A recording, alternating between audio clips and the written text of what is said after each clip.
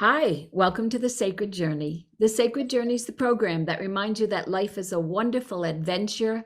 Each and every experience we have is a unique and perfect opportunity for learning. I'm Joyce St. Germain, and you might be thinking you're seeing double, and it's because I have with me Emily and Haley Frankie. Emily and Haley, as you can probably tell, are twins, but they're not just twins. They are twins extraordinaire. And I have this, and I've known Emily and Haley since literally before they were born. Their dad was one of the early guests on the Sacred Journey and has agreed to come back on. And when I found out about this, I went, please, please, please, please come and share this on the Sacred Journey. Now, Emily, you're the author. Emily waves so we know who's who. Hi. Haley, you're the illustrator. Okay. This is so special and so incredible. And after speaking with you both and finding out all the magic that's woven in the backstory, that maybe it doesn't show up on the page directly, the things behind the scenes, but the magic shows up. Now, I'm throwing the ball in your court because I want the two of you to share this, and I'm counting on this beautiful connection between twins that is unspoken, that you guys know how to operate together. You knew how to put this together, and I'm turning the show over to you. I'll jump in from time to time. Cool. Start with how it even came to be. Okay, great. So how the ladybug who lived on a four-leaf clover actually started was there was one day I was really missing my grandmother. She had passed away almost a year ago in June of 2021. And I was really missing her. And it was late one night and I had actually wrote this story in the notes of my phone. I just had this feeling and I had said, let me just write something. I was really missing her and I wrote something and I felt something was pushing me to send this. Now, I've never, been a published author before, never thought one day I was going to be one. And I woke up the next morning and I had 6 missed calls from all these different publishers. And yeah, it was amazing. And it was also confusing because I was like, are they real? Is this a joke? Was this grandma coming through? And so I had called my sister. She was the first person I called. And I said, Haley, guess what? I just wrote this book about grandma. And then what did you say? I didn't even know. Like, she literally was like, hey, I'm getting published. And I was like, what? Like, I didn't know you People go their whole lives trying to get published. Yeah, I had no idea that she'd even written something. So of course, the first thing I'm gonna say as an artist was, I'm illustrating it.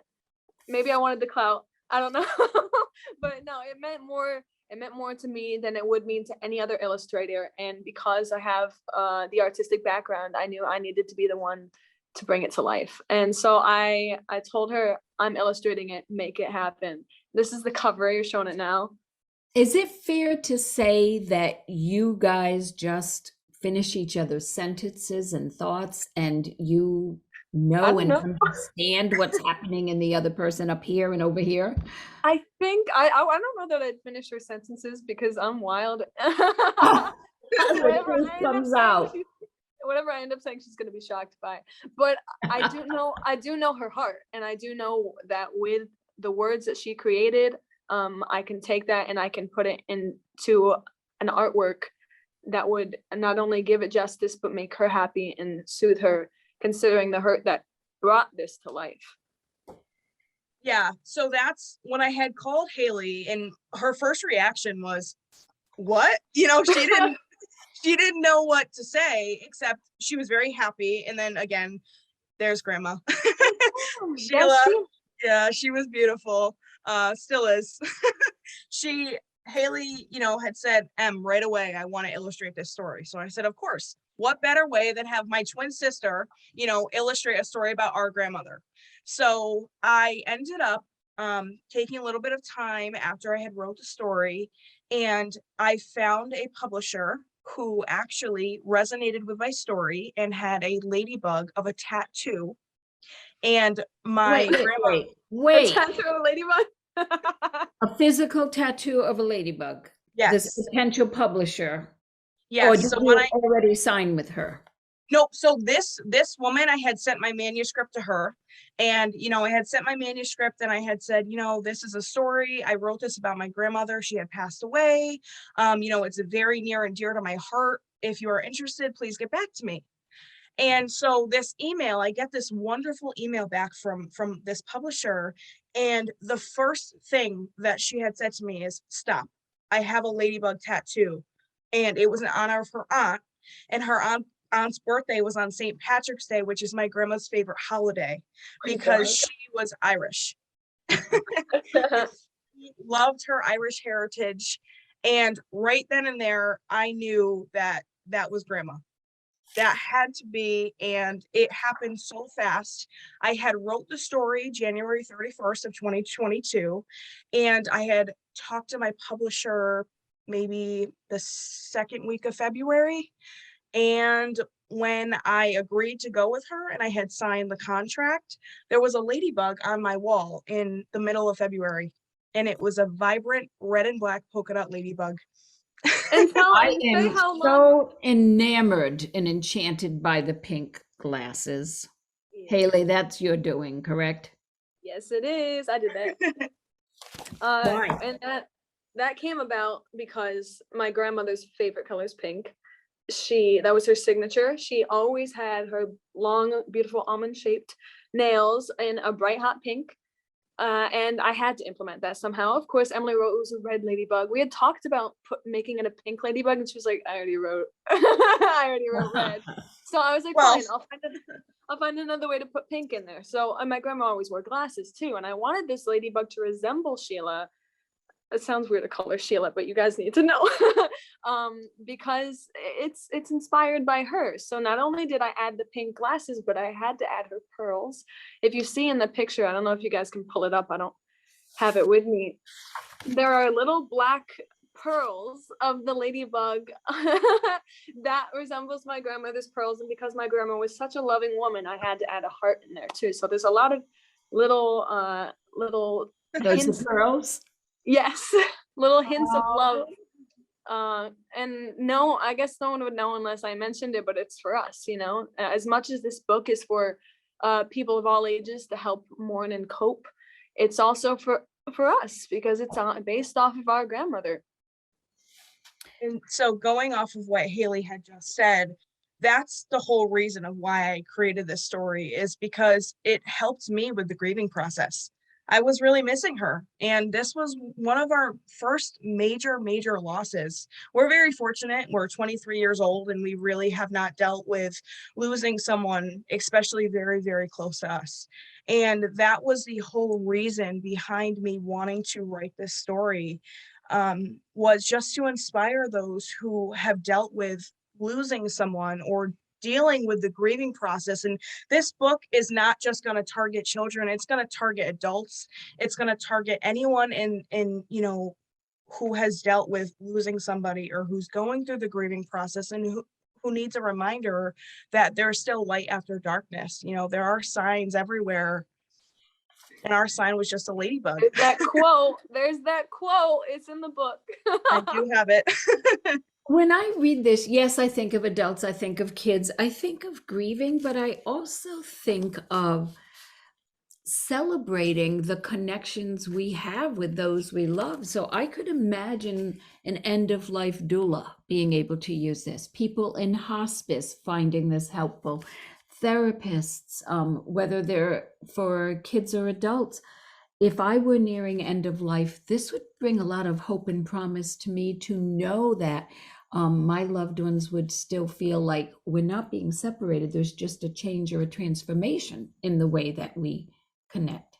And in a way, this is what I thought. This is a new thought for me that occurred while I was illustrating. I'd never considered discussing what my sign would be once I've gone. I remember when we were saying goodbye to our grandmother, Emily saying, "Grandma, come to us in a ladybug, come to us in a ladybug." I remember I didn't think of a good one like that. I was like, "Give me a bruise on my stomach," because I never get bruises on my stomach. I picked a ladybug and she picks a bruise. I Okay. know it's gonna be her. So, but this was a better option, I Oh, guess. something So, unmistakable, but this is a little gentler. so Okay. it's almost a conversation starter though, so you can start thinking, hey, if you see a feather on the grass, that's me coming to say hi to you. If you see, I saw a rainbow today, with no humidity, no rain in the sky. I saw a rainbow today, which is another sign for someone I'm also close to that I just recently lost. And I was like, well, where else could that have come from, you know? And if it's your way of mourning, coping, and making yourself feel better, that is perfect and allowed. Fantastic. Of Well, science. where does it go from here? Do you love writing and illustrating and teaming up so much that it's like, yeah, this is only the first phase? I would love to write more books. I would hope to expand on more topics such as peer pressure, or, you know, if you're not losing friends and you're not growing up. Definitely things that I have dealt with. I want to relate these topics and help everyone, you know that there was someone else who's dealt with things like this. And this started with, I guess, unfortunately having to lose our grandmother, but it was the push that got me to do this. And I was so fortunate to have this happen so quickly. And I feel like this was meant to happen because I wrote this on January 31st, and it is now, you know, the beginning of May, and we already have a hard copy of this book. That was fast. That is just amazing. Is wow. And Haley, do you visualize or perceive that, or even fantasize that, yep, I'm going to keep doing books no matter what other field I'm in. I'm going to keep illustrating books only for my sister or for everybody? Where do you think this is going for you? Yeah, well, I'm certainly going to continue with my acting route that I've been following, but this was fun. Like I really enjoyed this. I hope that if you write something, Emily, it's about like animals, because drawing people's really hard. But I'll do it. I'll do it again if I had to. So yeah, I wouldn't turn down the opportunity if it arose again. If I somehow someone managed to reach out to me and was like, "Hey, I liked this. I'd like to work with you." I'd totally take up the opportunity. But acting, you're so shy. Oh yeah. I got nothing to say. Can't picture it. Speak no evil over here. Okay, Emily first. Do you have a favorite page? And Haley, I'll be asking you. Favorite page for any reason. We'll let you explain page. that. Gosh. Well, I have a few, but I guess my Start with favorite one. favorite page would be this one. This picture here, which is on page 8. This is actually me when I was little. This was a little Emily. I did that. My grandma called me Emmy. And this is my grandma. And the page says, Emily smiled and was reminded of the times when she and her grandmother would search for 4-leaf clovers in the grass.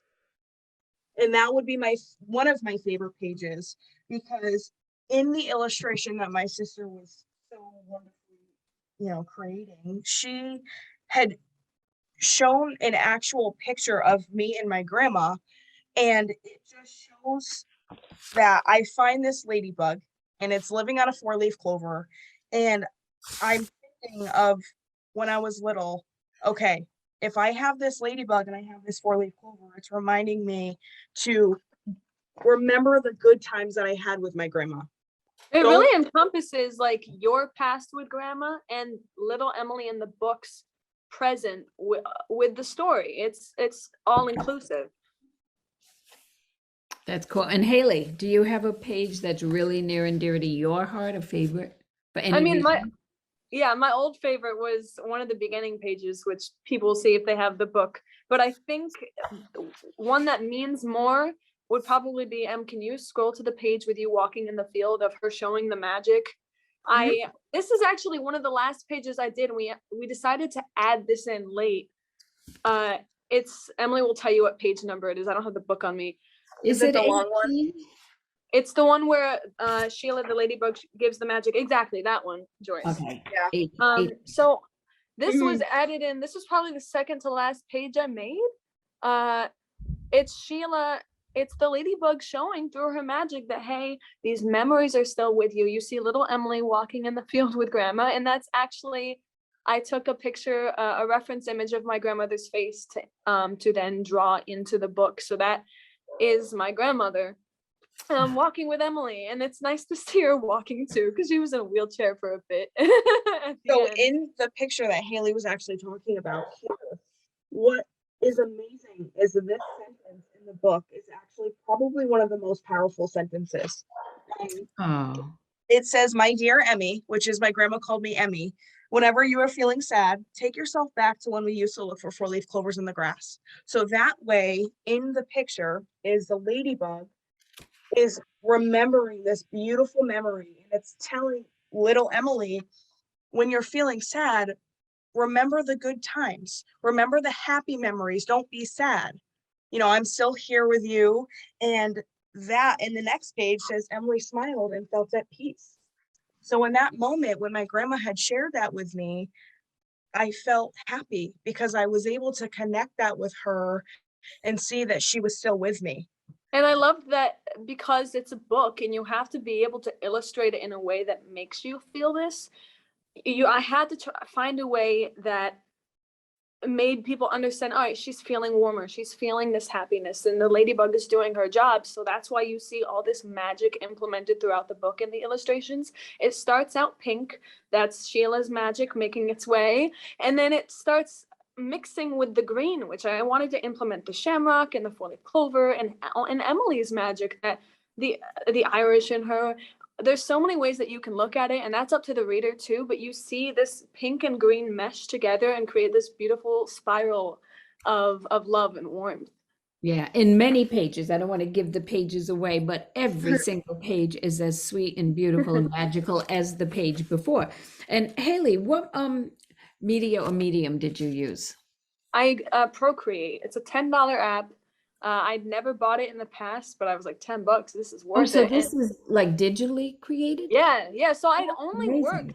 I'd never worked digitally before that. So this was a huge learning curve for me because I had to, there was a lot of back and forth learning how to add new layers. When I had to do some editing, I was like, I can't do that because I didn't make a layer for that to fix it. But But you did. Wow. I love the app now, and I'm excited to keep working, maybe do some logos for other companies. Like, this is fun. I like it. Yeah, It was because I think, interesting. I'm sorry, Go go ahead. ahead. No. It was interesting actually because she lives in New York and my sister came home every so often, but we would FaceTime over these illustrations. So I trusted her being my twin enough that she was going to draw based off my words and how I was feeling, and she nailed it. I had to I like mean, FaceTime her and be like, Emily, how does this? she nailed it, and she doesn't live here with me. She lives in New York. So the few times that I saw her, we got a few illustrations done, but how she could feel the love and the warmth that I poured into this book, and she just shared it in these illustrations, and it made the whole book just come to life beautifully. And you guys may take for granted that because, I think maybe you take for granted that the twin part of you literally shared life from the second of conception in some way, energetically. So how could you not come up with something this extraordinary? And if you were doing hand illustrations, you'd still be on page 3. So you know that by doing it digitally, and each of you stepping outside your comfort zone a little bit, and maybe it wasn't comfort zone, but field of experience to do something completely new is why it's so remarkable. It's just so fresh and beautiful because I don't think you overthought it. I think you just expressed it. I think there was a little bit of vulnerability that had come out, especially when writing this. I was very authentic. This is something that definitely, of course, you're putting yourself out there. You're sharing something that's very close to you. It's a sad topic, but it's also, the book itself just represents, a grief and a loss category, but it's in a positive way. And I think that is where it's going to resonate with a lot of people, that it's going to share, I was feeling very sad. And now I just have felt so much more positive. I could feel my grandma around me all the time. But that's its purpose. That's its purpose. I'm willing to be sad just to create something for other people, because the point of this book is to help people feeling the same way and to remind them that there are signs and symbols and memories in life that will calm you and help you to feel better despite the sad situation. Yeah, and the back of the book, this story is about a sweet young girl named Emily who loses her grandmother.